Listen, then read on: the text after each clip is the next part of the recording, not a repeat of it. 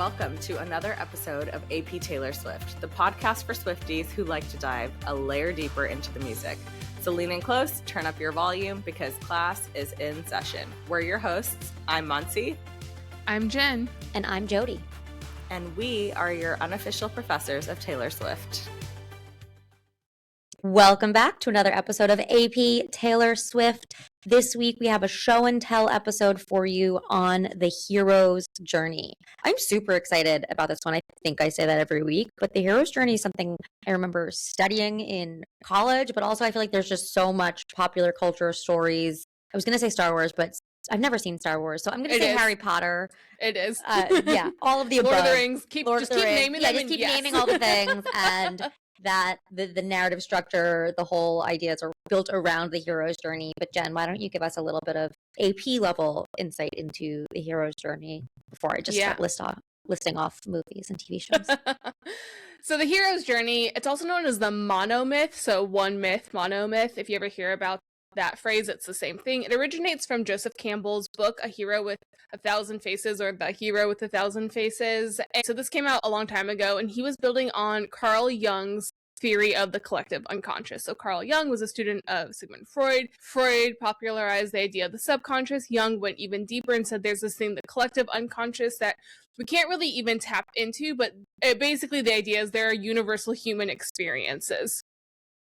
And the monomyth is one of them. The hero's journey is one of them. So there's a few ways to look at it, but at a high level, there are three parts to the hero's journey: departure, initiation, and return. High level, departure, the protagonist typically is physically leaving their home, but it can be more nuanced and maybe a little bit less just like walking away from their home. But typically there's a physical leaving. Initiation, there's trials and tribulations, and then they return. They return home with a new status quo. So maybe they have new information, they have changed, society has changed, usually a little bit of all of those. There's usually a mentor, there's a band of friends, there's a lot of other things that go along with it. If you just Google the hero's journey and go to the images tab, it's usually depicted as a circle because there's a departure and then a return at the end. So you can see more that way. But the reason this is so important to society and to narrative structure and to literature nerds like us is throughout history, like all of history, pre-globalization, there are examples of this story from every civilization that we can find, this structure. So that's the idea of the collective unconscious, is that there's something to this structure of storytelling that is innate to what it means to be human. And so we've been telling the story over and over and over again, the hero with a thousand faces. So it's the same thing over and over again, but we love it every time. It slaps every time. Like, we really enjoy it. Yeah, basically Campbell just recognized a pattern in cultures across history.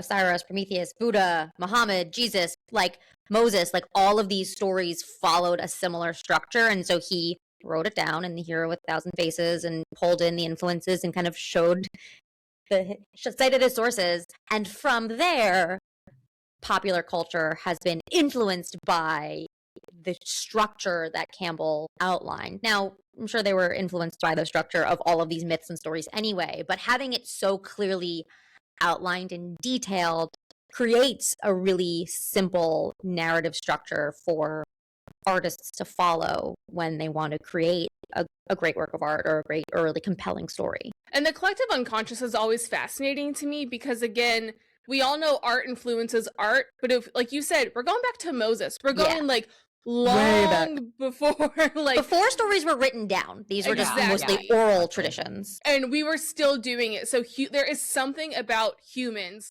that like to tell this story, which is so fascinating. Well, and this is the thing about studying these things academically too. You can make these broad sweeping generalizations. Of course, there's so many nuances to the actual stories when you start to dig in, but to actually distill it down to a really basic level and find that no matter what it is, humans crave this kind of journey, reward, the circular pattern. That in itself is really remarkable. I was so surprised when I saw you put in the actual date, Jenn, because all of us have studied the hero's journey, but I had no idea that it was actually codified down as a part of Joseph Campbell's work in the 60s? 1949. 49, yeah. 1949. I was just shocked because I was like, wow, that's relatively recently. But it's cool that we, as the benefiters of this, get to study this and think about it going forward, because then you can break out and do things that are more different, or you could do it intentionally. You get to use it as a tool and kind of decide what you want to do with it, rather than just being like victim to the collective unconscious, so to speak. Yeah, and so I wanted to do an example of it before we got into Taylor's music, because I thought it'd be helpful to mix things up for us and to be Taylor aligned. I wanted to do the Hunger Games, since Taylor did do a song for the Hunger Games films. Departure, very obvious. Katniss volunteers for the games and leaves the home, and then literally goes into this like insane trial. We say initiation of trials and tribulations. Talk about a trial. The Hunger Games was the actual trial, and then she returns home. She survives, but the world has fundamentally changed because of her experience. So she has knowledge she didn't have before. She has changed the fabric of the society that they're in, and something has started. She has started something new, so something has changed, which is part of why you can get these like multiple stories out of it, because something is new, and then you can go through the process again, which the Hunger Games does that 3 times. If you look at each of the books of the original trilogy, it does this process every single time, which is really interesting. And then talk about mentors. Haymitch is her mentor, whether or not he wants to be, and she has friends and allies and Peeta, Effie, Senna. That's the whole journey. So if you think about Star Wars, if you think about Lord of the Rings, if you think about Harry Potter, those are like the big millennial culture things. You'll see this in all of them. So it's a common story, and let me tell you, we're not getting tired of it anytime soon. We love this story. I think there's just so many different ways to apply it. It's a great framework. Yeah. And it's a classic framework, and I think, you know, that's a very high level of the hero's journey. There's lots of different nuances, and I think each of us in our songs, as we look at hero's journey as it applies to some of Taylor's songs, will pull out some more ways to use it. And I think it's really cool that once you learn this framework in the hero's journey, you'll recognize elements of it, but you'll also notice that the stories that it's applied to are really different. It doesn't create one type of story. It creates very different experiences, but it gives you the emotional resonance that makes these stories compelling. Yeah, and I think it is such a good point, isn't to notice that it was recently that it was written down and analyzed of this structure, because it seems basic to us now. We're like, yeah, of course, like you leave, you go on an adventure, and you come home. But like no one had really put together that that's what was happening until fairly recently. So, and there are a lot more details. I just didn't want to, I mean, the Hero with 1,000 Faces is like 1,000 pages long or something. It's a long book. So we could do hours of just discussing this without Taylor. So we'll get into more details in the We songs. could. I think I first studied it in college in a class called Life After Death, which I thought would be a class on spirituality, and it was not. It was a class on myths and how different cultures, it was a religion class. Ooh, that's how different interesting. cultures represent death and life after death. I want to take that class.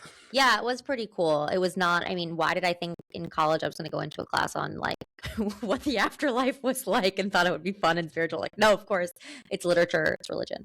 But, no, that professor had the actual for sure guaranteed answer. It was like, are we going to bring psychics into this class? Like, what are we doing? This is amazing. All right. Maansi, do you want to kick us off? I believe you're going first. Yes. So I have the first song today. I am doing a song that we have already discussed once in the past, and we've done a deep dive on it as well. So you can definitely go back and listen. And we're not going to go into as much detail, but I actually wanted to start with The Last Great American Dynasty by Taylor Swift and Aaron Dessner, that came out as a part of Folklore 2020. And so this is a song that I absolutely love. When I think of Hero's Journey, this was the first thing that came to my head, because I think the song has a few... Same, you stole it. Sorry.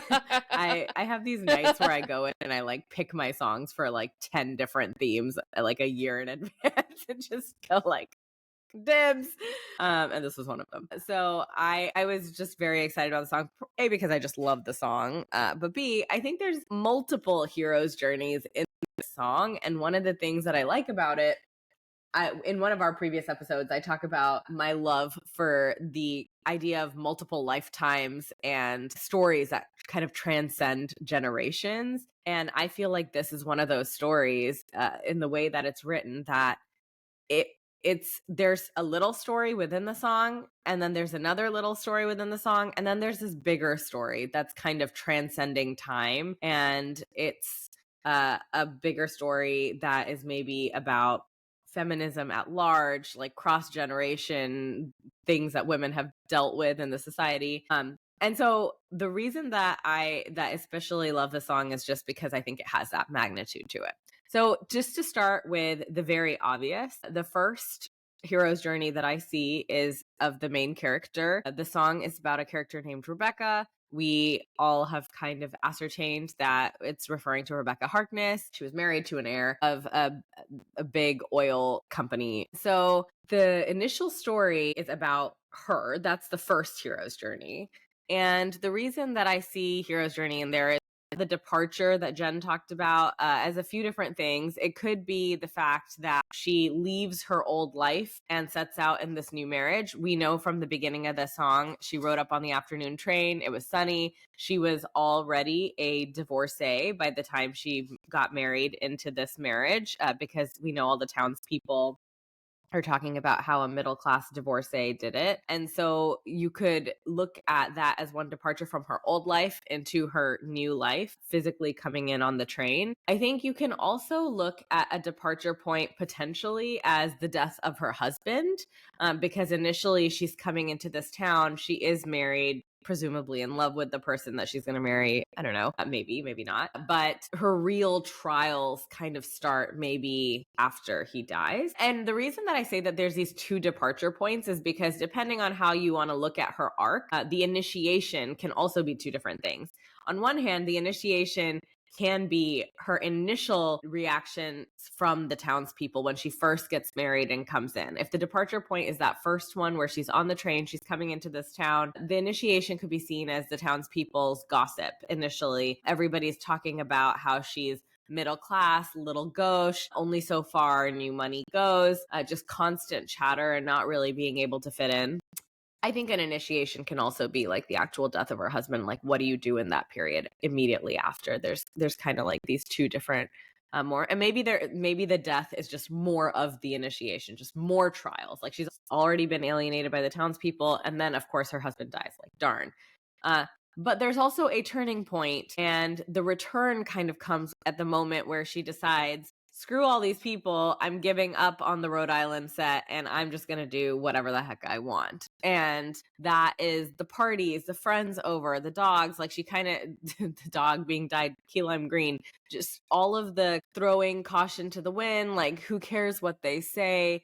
I'm just going to live my life. And we see it kind of the success story just within her life of, even though people had so many thoughts and feelings, even though she lost her husband, she inherits a ton of money. She ends up having a grand old time living in this marvelous house and just more money than she knows what to do with. I do see another hero story here, though, which is the larger arc that crosses generation, like I mentioned, which is it starts with Rebecca Harkness. It starts with this woman who faced adversaries when she first came to this town, but it ends with Taylor Swift, or the speaker in this song's success over a longer period of time. Once again, another person comes to this town, and you can almost imagine that there's been decades in between. And in that time, this home stood abandoned. Nobody was really living there. People still had a lot of opinions about who should live there and the kind of people they want in the community.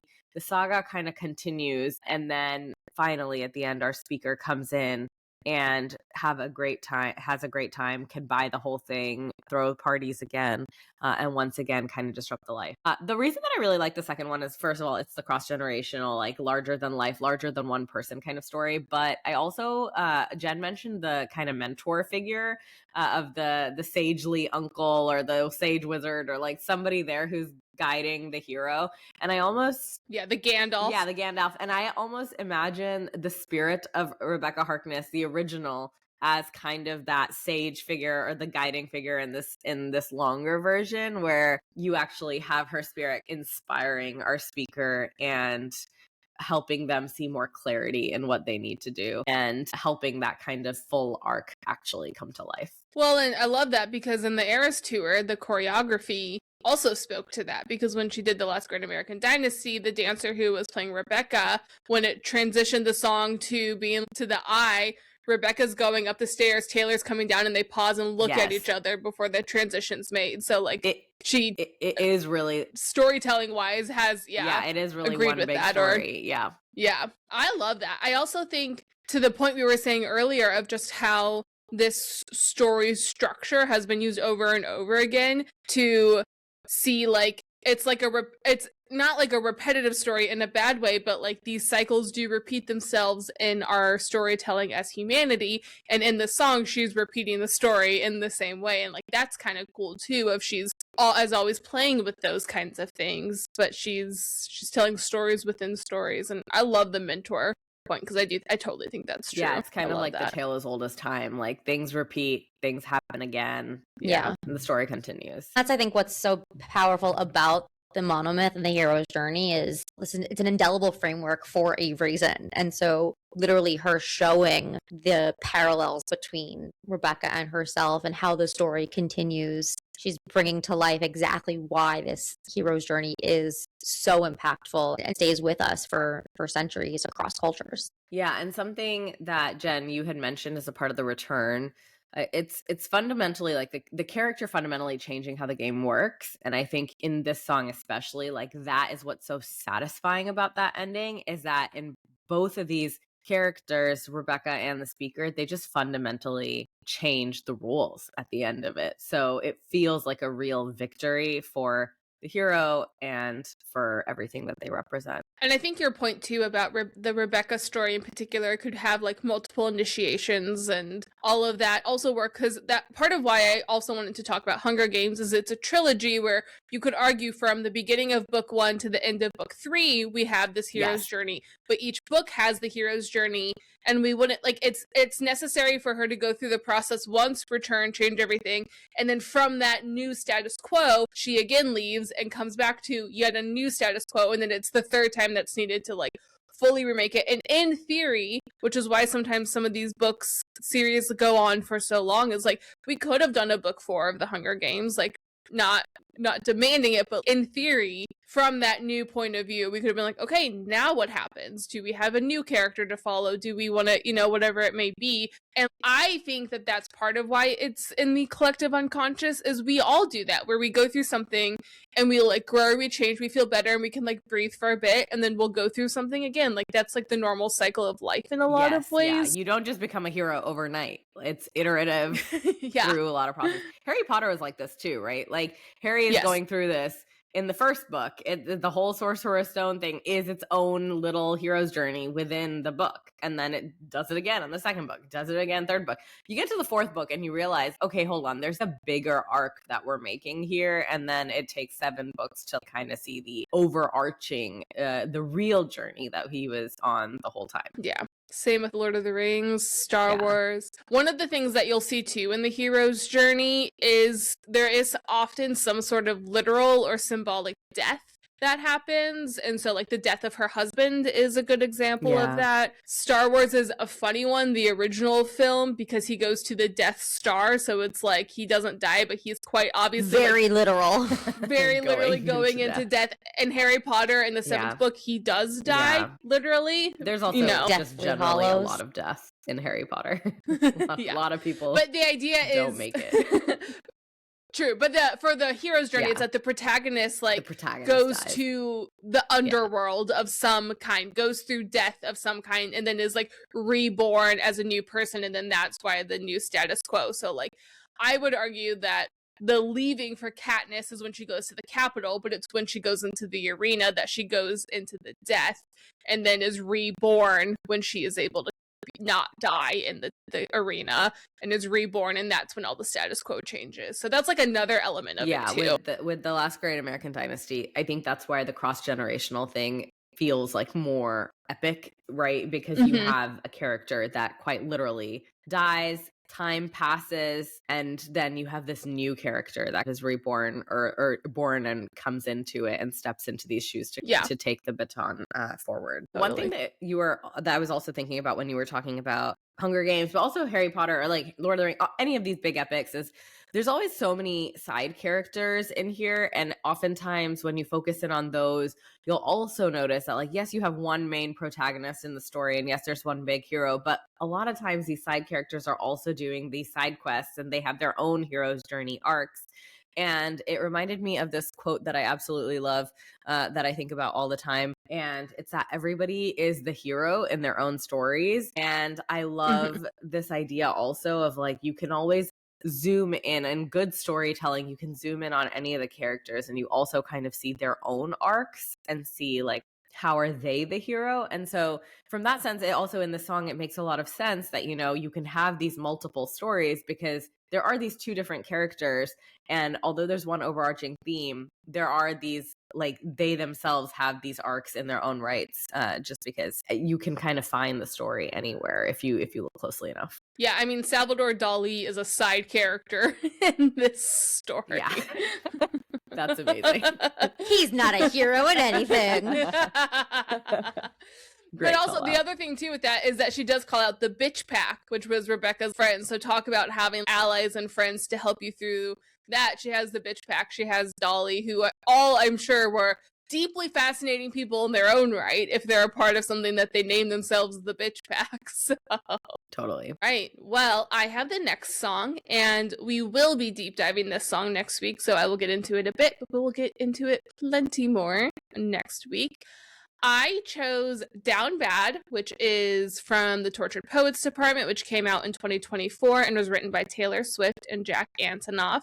I love this song, so part of me just wanted to do it, but as I was thinking about it, going through lyrics, I felt like, I think it's just straight up, it's the first stanza, like, is a summary of this departure, initiation, return. So I'm just gonna read it.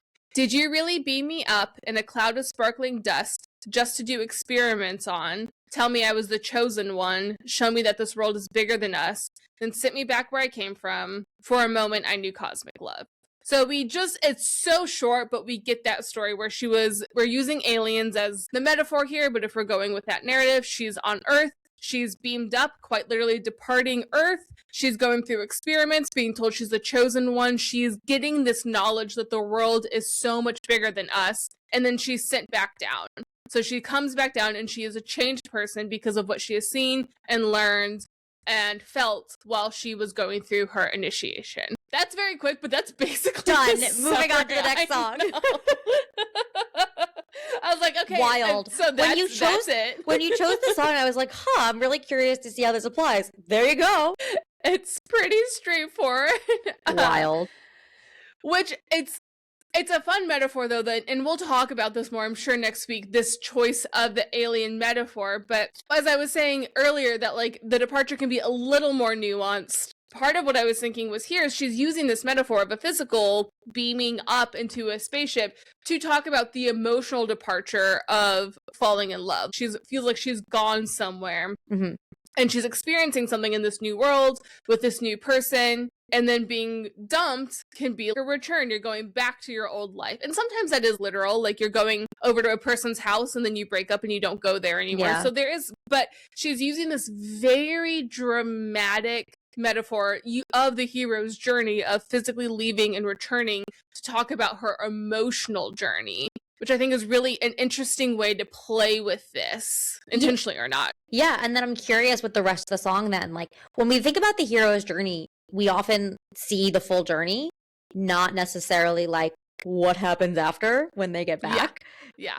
That's the sequel. Right, that's the sequel, but I feel like we probably often skip over the, like, emotional processing of what just happened. And I guess to your point, this song then is the emotional processing of life after the hero's journey. Yeah, and usually the hero's journey, a lot of our modern stories are very victorious at the end of, I did something great, I defeated the Capitol, I blew up the Death Star, we're getting awards, those kinds of things. But I also think of, we're just so nerdy here, but I think at the end of the Lord of the Rings, how Frodo, as a ring bearer, can't go back to his normal life. The damage he experienced from that whole journey was irreparable. Right. And so the world is better, but he ends up sailing to the Undying Lands with the elves because he simply like can't live in this world anymore because of everything he experienced. And so we get that sometimes. I mean, like, it's not like,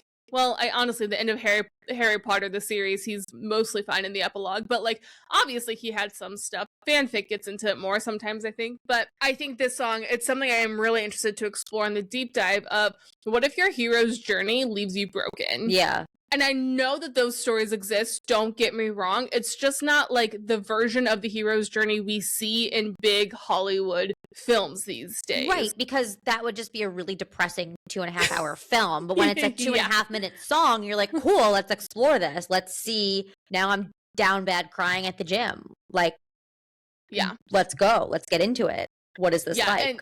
And it's so, the idea of the knowledge that she experienced that she's now questioning, because I also pulled in the lyrics, because what if I was in love? What if I can't have us? Because what if I was in love?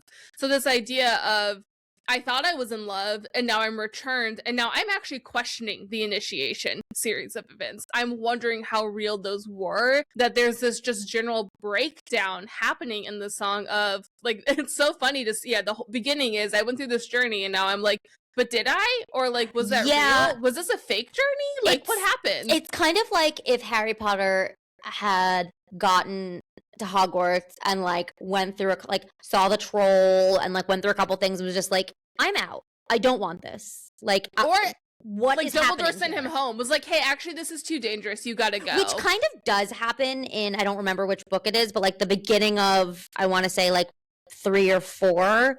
Yeah. When he has zero contact with his friends all summer. Oh yeah. And he does question things. And he does. I think it's like, maybe it's 4 or 5, because it's when they start to get really dark. Yeah. Kind of feels like this. Yeah. Talk about in the song Teenage Petulance. That's Harry at that phase. Yeah. That's exactly what it is. I kind of love this angle. Yeah, because typically stories are someone choosing to return home. I mean, it's not like Katniss had much of a choice but to go back home, but like, it's not like she wanted to stay in the capital, stay in the arena, and she got kicked out against her will. So much of this being like, the hero is going through this, but not totally by her own volition. Do I really want to do this? Yeah. So it's really interesting, and like, we could get into it now, but we're gonna get into it in the deep dive next week. Yeah. Great.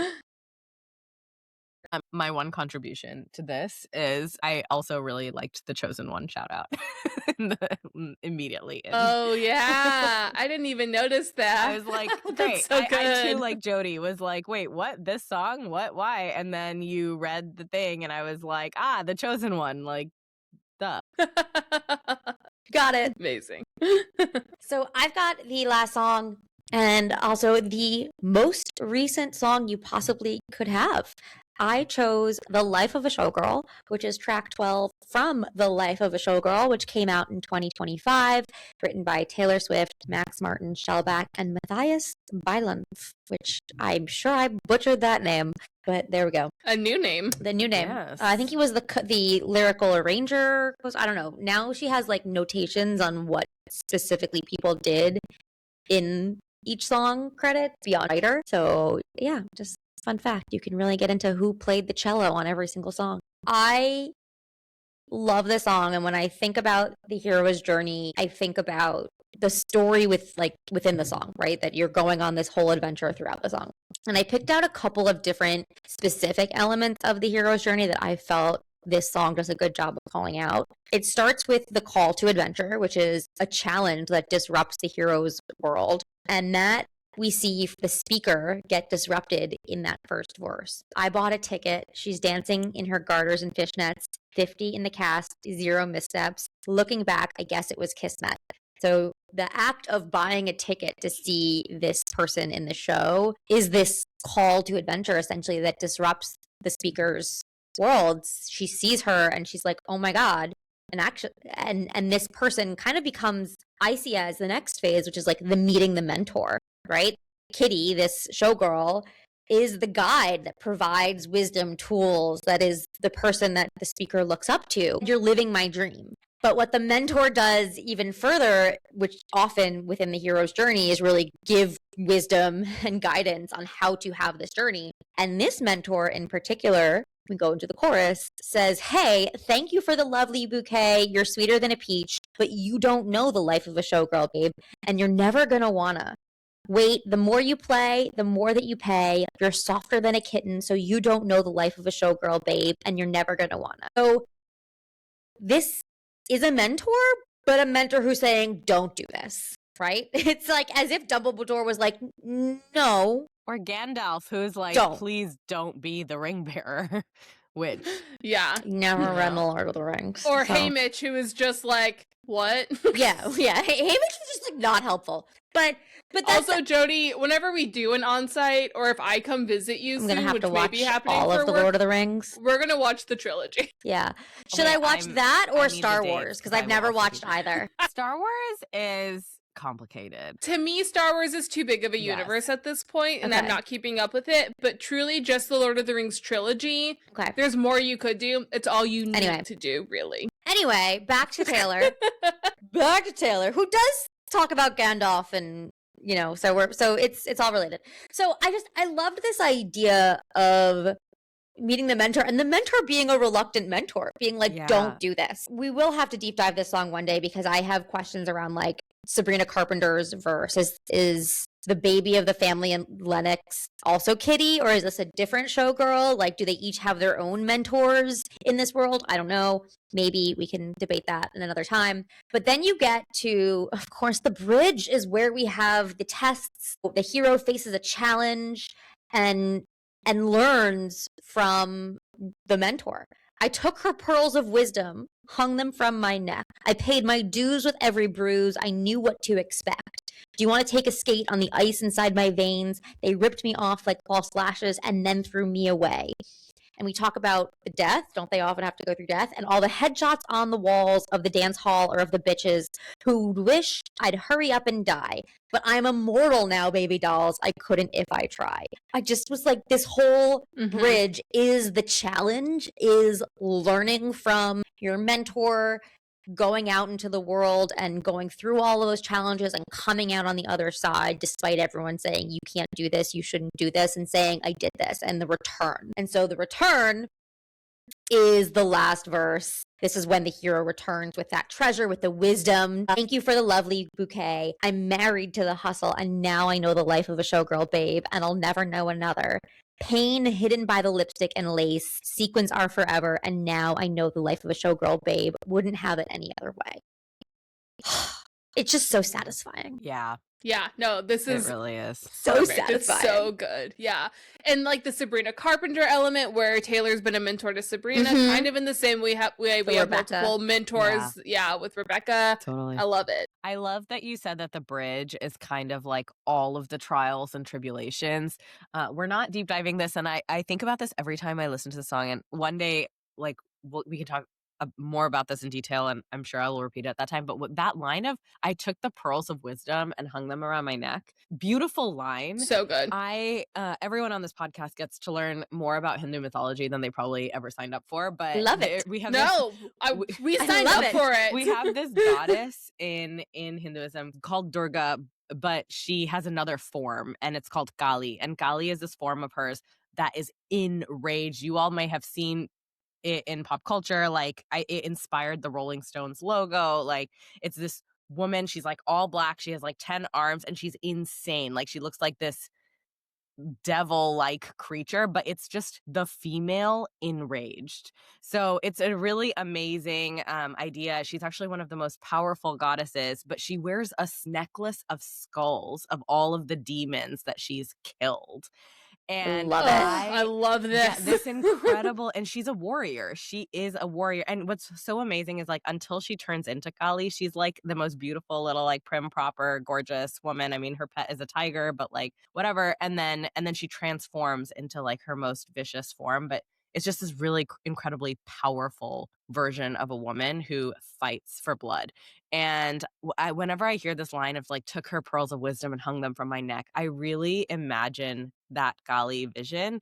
And I like that you said that these are like the trials of them like really fighting and like getting through it in this phase, because it just makes that, to me, I'm like, oh, this is why I've always seen it this way. Yeah. It just kind of like connected that dot for me. Well, and I mean, to that warrior point too, do you want to take a skate on the ice inside my veins? Exactly. So good. Yeah. And also just the tribulations. I paid my dues with every bruise. They ripped me off like false lashes and then threw me away. Yeah. You really, in these single lines that are very vivid, very specific, see all of the challenges that this person needs to go through to get where they are.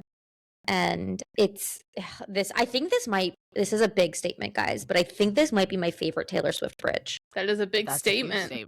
I know. Really. I know people were like so mixed emotions. We've talked about this album at large, but I freaking love this song and I use it all the time in my Insta stories. I think it might be my favorite bridge because it says the most in it's very pithy and punchy. And so there are other bridges like Death by a Thousand Cuts or All Too Well or The Smallest Man Who Ever Lived that say a lot and that are also epic, epic, epic bridges. But this is the pithiest and punchiest. Yeah. I think the internal rhymes and the sounds, like the consonants, like I paid want to take a skate and dues with every bruise. Yeah. Well, and the contrast that is set up with Soft as a Peach earlier, like you're going in thinking that this protagonist is just like this little innocent girl, and then Kitty. This is a transformation too, right? Yes, totally. And the hero's journey is all about transformation. The whole reason that they return is the return is important is to see they go back to where they started, and you can see how everything has fundamentally changed. Yeah, and that's what you guys see at the end of this song. That I'm married to the hustle, and now I know the life of a showgirl, babe, and I'll never know another. This is definitively, I am changed, I am here, sequins are forever, end of story. And it's really, really powerful, even though I had to go through all this stuff, and even though people said, don't do this. And watching the End of an Era's documentary, I think it's in the first or second episode, when she's talking to her dancers and she's like, every single person here was told not to do this. You were specifically told, if you have any other thing you want to do with your life, do that. Don't do this. And I see the parallels to this song because that's exactly what this song is saying. The song is saying, don't do this. You're too soft for this. This will chew you up and spit you out. And this song is about choosing that path because this is who you are. The last thing I want to say that has nothing to do with the hero's journey, but I just need to be on record for saying this. I love the Traitors. Donna Kelsey is I think by the time this is out, on the Traitors, and NBC or Peacock or whoever does the Traitors has the opportunity to do the best promo, to have Donna Kelsey in front of the wall of headshots that they have in the mansion and have the lyrics and all the headshots on the walls of the dance hall or of the bitches who'd wished I'd hurry up and die, but I'm immortal now, baby dolls. I couldn't if I tried. Okay? So I want credit, but please go and do this, Traitors, Alan Cumming. However we need to get this in your hands, that is the promo shot that we all need. So I saw something recently that they're doing a non-famous person version of it, and it's like an open casting call. So Maansi. No, but that's what Traitors UK is. I watch the British both. one. Yeah, I watch both. Well, they're doing it in the US now. Same. So you can audition. I could never. I would not last one day, but I enjoy watching it so much.